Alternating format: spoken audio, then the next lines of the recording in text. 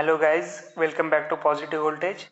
Today we are going to solve SSC JEE 2016 first shift power system and control system questions. So let's start with question number 1.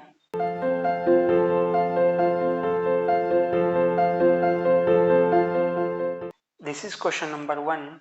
A potential divider is normally connected dash. Option A is outside the generator circuit towards load circuit. Option B is within generator circuit. Option C is at a distance V by 100 meters from the generator where V is voltage to be measured in kV. Option D is none. Actually potential divider हम power system में use करते हैं ताकि high voltage को हम step down कर सके। Means हमारा ट्रांसमिशन का वोल्टेज होता है 400 केवी और 220 केवी। ये काफ़ी ज़्यादा होता है। ये मेजर करने के लिए हम जो सीटी और पीटी यूज़ करेंगे उसकी रेटिंग काफ़ी ज़्यादा होगी। तो हम क्या करते हैं, अगर ये हमारी ट्रांसमिशन लाइन है 400 केवी की, तो इस हाई वोल्टेज को मेजर करने के लिए हम पोटेंशियल डिवाइडर यूज करते हैं। तो पावर सिस्टम में जो पोटेंशियल डिवाइडर यूज होते हैं वो कैपेसिटिव पोटेंशियल डिवाइडर होते हैं।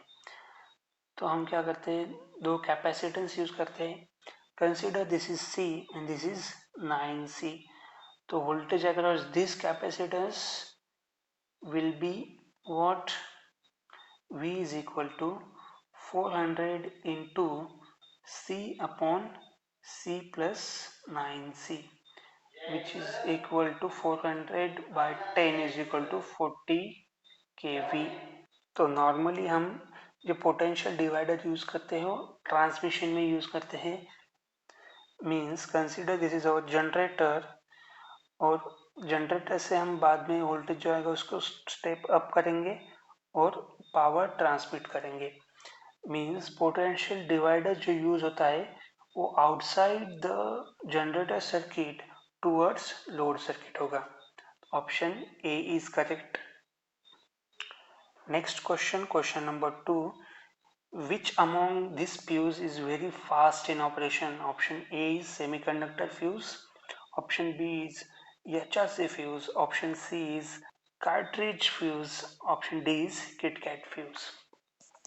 तो नॉर्मली स्टूडेंट सोचते हैं कि HRC फ्यूज जो है वो फास्ट ऑपरेट होता है, लेकिन जो सेमीकंडक्टर फ्यूजेस होते हैं वो स्पेशल टाइप होते हैं HRC फ्यूज के।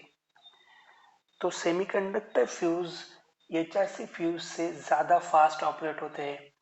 तो ऐसा नहीं है कि सेमीकंडक्टर फ्यूज में हम सेमीकंडक्टर यूज करते हैं, हम सेमीकंडक्टर फ्यूज जो हैं वो सेमीकंडक्टिंग डिवाइस को प्रोटेक्ट करने में यूज करते हैं। सेमीकंडक्टर डिवाइस कौन से हैं, लाइक मॉसफेट और थायरिस्टर। ये सेमीकंडक्टर डिवाइस काफ़ी सेंसिटिव होते हैं, तो इनको प्रोटेक्ट करने के लिए हमें काफ़ी हाई स्पीड फ्यूजेस यूज करने पड़ते हैं। तो option A is correct, semiconductor fuses. Question number 3. Which among this is a part of distribution system? Feeder, distributor and service mains. ये तीनों जो है वो डिस्ट्रीब्यूशन के पार्ट है। फर्स्ट होता है फीडर, सेकंड होता है डिस्ट्रीब्यूटर एंड लास्ट होता है सर्विसमेंस। ये डिस्ट्रीब्यूटर है, ये सर्विसमेंस है। ये तो तीनों पार्ट किसके हैं, डिस्ट्रीब्यूशन सिस्टम के। Option D is correct. Next question, question number 4. What is the maximum span up to which the wooden poles can be used? जो वुडन पोल्स होते हैं वो यूज होते हैं नॉर्मली 30 to 60 मीटर्स को। तो मैक्सिमम स्पैन पूछा है वो है 60 metres. Option C is correct. और इनका वोल्टेज रेटिंग जो होता है वो होता है 22 kV। नेक्स्ट टाइप के पोल जो यूज होते हैं वो होते हैं स्टील पोल्स। तो स्टील पोल्स में दो टाइप होते हैं, first is tubular and second is rail type. तो ट्यूबुलर पोल जो है उनका स्पैन लेंथ होता है 50 to 80 मीटर्स और रेल टाइप उनका स्पैन लेंथ होता है 60 to 100 मीटर्स। और ये वोल्टेज है उनका 440 वोल्ट, 11 kV, 22 kV और 33 kV। नॉर्मली ये 33 kV के लिए यूज होते हैं स्टील पोल्स। तो इस टाइप के जनरल क्वेश्चंस भी एसएससी, जेईई, ट्रांसको, जेनको, डिस्कॉम में पूछे जाते हैं। तो इन क्वेश्चंस को आपको रिवीजन अच्छे से देना पड़ता है ताकि ये सब वैल्यूज आपको याद रहे। Next question, question number 5, to prevent the decaying owing to snow and rain the wooden poles are protected by dash dash cap at the top. Option A is aluminium, B is zinc and cement. Wooden poles जो है वो rain की वजह से या snow की वजह से खराब हो सकते हैं, उसके लिए हम एक ऊपर कैप यूज करते हैं। तो ये कैप किस चीज की बनाई जाती है? तो इस कैप के लिए हम एल्यूमिनियम भी यूज करते हैं, जिंक भी यूज करते हैं और सीमेंट भी यूज करते हैं। तो option D is correct. Next question, question number 6, for what voltage each type of poles are used? Option A is 22 kV, option B is 130 kV, C is 11 kV and D is all option are correct. तो each type के पोल जो use होते हैं वो होते हैं 130 kV के लिए यूज होते हैं और उनकी स्पैन लेंथ होती है 150 मीटर्स। अगेन जो आरसीसी पोल होते हैं वो होते हैं 440 वोल्ट, 11 kV, 22 kV और 33 kV के लिए। उनकी स्पैन लेंथ होती है 80 to 100 मीटर्स। जो स्टील टावर्स यूज होते हैं वो होते हैं 132 kV, 220 kV एंड 400 kV और अबोव। उनकी स्पैन लेंथ होती है 100 to 300 मीटर। तो इसका option B is correct. Next question, question number 7, steel rail poles of height 30 meters are used for transmission purpose of dash dash voltage। तो हमने अभी देखा तो स्टील रेल पोल्स जो यूज होते हैं वो होते हैं 33 kV के लिए। Option A is correct. This is question number 8. A portion of installed reserve kept in operation condition but not placed in service to supply the peak load is known as। The portion of installed reserve जो कि operation में है but service में नहीं है, तो उस portion को हम कहते हैं हॉट रिजर्व। और जो पोर्शन ऑपरेशन में नहीं है लेकिन सर्विस में है उसको कहते हैं कोल्ड रिजर्व।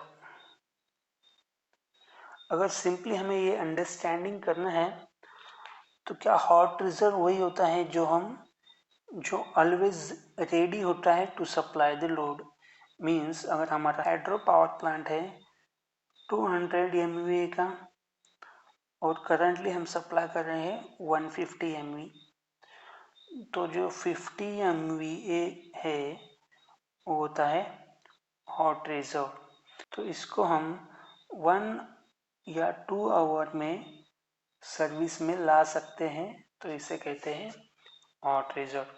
और जो कोल्ड रिजर्व होता है which is not ready for immediate loading, इसको 2 to 24 आवर्स लगते हैं ऑपरेशन में आने के लिए। नेक्स्ट जो है वो spinning reserve. Spinning reserve is connected to load और bus and ready to take load. Next जो है वो operating reserve. It is generating capacity available within a short interval to meet the demand in case generation goes down. अगर हमारा generation down हो गया short duration में हम operating reserve को यूज कर सकते हैं। तो ये क्वेश्चन का आंसर है hot reserve. Option D is correct. Next question, question number 9, The transmission line which feed different substation represent dash. Option A is primary transmission, B secondary distribution, C primary distribution, D secondary distribution. Power system में first consider this is generator. First हम क्या करते हैं, step up करते हैं voltage को. उसके बाद जो आता है वो होता है प्राइमरी ट्रांसमिशन. उसके बाद हम स्टेप डाउन करते हैं और ये होता है सेकेंडरी ट्रांसमिशन. सेकेंडरी ट्रांसमिशन के बाद हमारा सप्लाई जो जाता है वो डिफरेंट सिटीज़ के सबस्टेशन को जाता है. इसमें हम वोल्टेज स्टेप डाउन करते हैं और उसके बाद आता है प्राइमरी डिस्ट्रीब्यूशन. प्राइमरी डिस्ट्रीब्यूशन में हम सप्लाई डिफरेंट एरियाज को देते हैं और उसके बाद सप्लाई जाता है पोल माउंटेड ट्रांसफार्मर्स को. उसमें हम स्टेप डाउन करके इधर आता है हमारा सेकेंडरी डिस्ट्रीब्यूशन और सेकेंडरी डिस्ट्रीब्यूशन को हम सर्विस मेंस कनेक्ट करते हैं. तो जो हमारे सबस्टेशंस होते हैं वो सेकेंडरी ट्रांसमिशन के बाद होते हैं. तो option B is correct. Next question, question number 10. The conductor used for transmitting power must have following characteristics. Option A, it should have low value of specific resistance. Yes, conductor का specific resistance कम होना चाहिए. Option A is correct. Option B, it should be light in weight and not brittle. Yes, conductor light in weight होना चाहिए और वो brittle भी नहीं होना चाहिए. Option B is also correct. It should have low cost and high tensile strength. Yes, उसकी cost भी कम होनी चाहिए और टेंसाइल स्ट्रेंथ भी ज़्यादा होनी चाहिए. Option C is also correct. Means option D is correct. All options are correct. Next question, question number 11. The transmitting power at a high voltage requires more dash. Option A is maintenance and protection of equipment. Yes, high voltage को transmit करेंगे तो ज़्यादा maintenance लगेगा और protection of equipment भी अच्छा होना चाहिए. Option B is faster controls for minimising the arcing of contact. हमारा जो कंट्रोल होगा, रिलेज होगी, सर्किट ब्रेकर होगी, वो फास्टर होने चाहिए. और option C, larger control for minimising the arcing of contact. और कंट्रोल की साइज भी लार्ज होगी अगर हम पावर ट्रांसमिट हाई लेवल पर करेंगे. तो ये तीनों ऑप्शंस करेक्ट है. तो option D is correct. Next question, question number 12. Copper conductors are generally used for transmission line because it, option A, has longer life and high conductivity. Option B is strong enough to allow long span. Option C requires more support. Option D requires more insulators. तो copper conductor जो है उसकी conductivity ज़्यादा होती है, means resistance कम होता है और उसकी लाइफ भी ज़्यादा होती है. इसके लिए हम कॉपर कंडक्टर्स यूज करते हैं. Option A is correct. Next question, question number 13. Steel poles are generally used for transmission line because A, it has more mechanical strength and more life. Yes, steel pole की mechanical strength ज़्यादा होती है और life भी ज़्यादा होती है. It occupies less space and give better appearance. Yes, option B is also correct.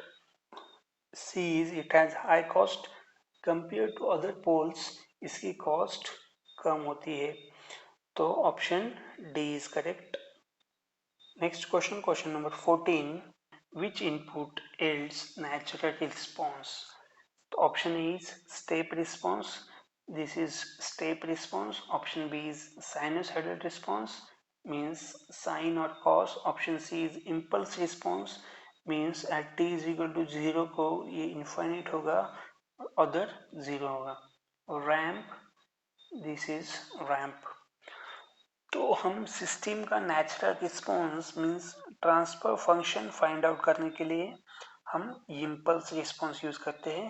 हम सिस्टम को इम्पल्स इनपुट देंगे और जो भी आउटपुट आएगा वो आएगा हमारे सिस्टम का transfer function.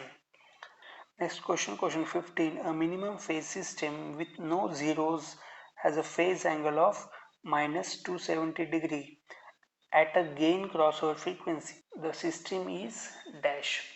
gain crossover frequency हमारा एंगल है -270. तो सिस्टम हमारी अनस्टेबल होगी। क्यों? क्योंकि गेन क्रॉसओवर फ्रीक्वेंसी को हमारा फेज एंगल -180 से कम होना चाहिए और फेज क्रॉसओवर फ्रीक्वेंसी को हमारी गेन मार्जिन जो है वो पॉजिटिव होनी चाहिए, मीन्स हमारा गेन नेगेटिव होना चाहिए। Option B is correct. Next question, question 16. A transfer function of system is given. This open loop system is stable, unstable, marginally stable, conditionally stable. हमें close loop transfer function पता है, तो open loop transfer function निकालना है। तो open loop transfer function क्या होता है? Open loop transfer function is equal to g of s upon 1 minus g of s। और क्लोज लूप ट्रांसफर फंक्शन हम कैसे फाइंड आउट करते हैं? Transfer function is equal to G H upon 1 plus G H for negative feedback system. तो ये क्या आएगा? Open loop transfer function, इसकी वैल्यू पुट करते हैं हम, multiply by S square in bracket 1 plus S T, क्या आएगा? के upon S square in bracket 1 plus S T minus 1। तो ये आएगा k upon S square plus S cube tau minus 1। तो हमारा जो इक्वेशन है इसमें एक निगेटिव साइन आया और s रेस टू 1 की टर्म 0 है, तो हमारी सिस्टम जो है वो अनस्टेबल होगी। Option B is correct. Next question, question 17. In a closed loop system in which output is the speed of motor, the rate control can be used to first limit the speed of motor, limit the torque of motor, limit the acceleration and D reduce the damping of system. अगर हमारा system का output is the speed है तो जो हमारा rate control होगा, तो rate control हम यूज करते हैं एक्सेलरेशन ऑफ मोटर। हमें मोटर का एक्सेलरेशन लिमिट करना है तब हम रेट कंट्रोल यूज करते हैं। Option C is correct. Next question, question 18. If the input signal with non zero direct current component is applied to low pass RC network, then the DC component in output signal is option A same as the input, option B less than that the input, more than input, D is 0। तो capacitance का Laplace transform क्या होता है? 1 upon S C, S is equal to what? J omega. तो output voltage क्या होगा? इधर हमारा वी आई है और इधर हमारा वी नॉट ऑफ एस है। तो V naught of S is equal to V I of S into 1 upon S C upon 1 upon S C plus R. तो ये क्या आएगा? V I of S upon 1 plus R S C. तो given क्या है? DC signal given है, तो DC में फ्रीक्वेंसी क्या होती है? F is equal to 0। तो एस की वैल्यू क्या होगी? S is equal to 0। तो आउटपुट क्या होगा? इज इक्वल टू इनपुट होगा। Option A is correct. तो ये हो गई फर्स्ट मेथड। और सेकंड में हम जब ऑब्जर्व करेंगे तब देखेंगे तो कैपेसिटेंस स्टेडी स्टेट में ओपन सर्किट होगा और तब हमारा इनपुट वोल्टेज क्या होगा? Equal to output voltage, because capacitance charge होगा वी आई ऑफ एस को और आउटपुट वोल्टेज होगा V I of S. Option A is correct. आपको कोई डाउट हो या फिर क्वेश्चंस हो तो कमेंट बॉक्स में या चैनल के टेलीग्राम ग्रुप में पूछ सकते हो। मैं हर वेडनेसडे और सैटरडे को वीडियो अपलोड करता हूँ। अगर आप सपोर्ट करें तो मुझे अच्छे क्वेश्चंस और एक्सप्लेनेशन देने में मोटिवेशन मिलेगा। So please like, share and comment. Thank you for watching this video. Be positive, stay connected.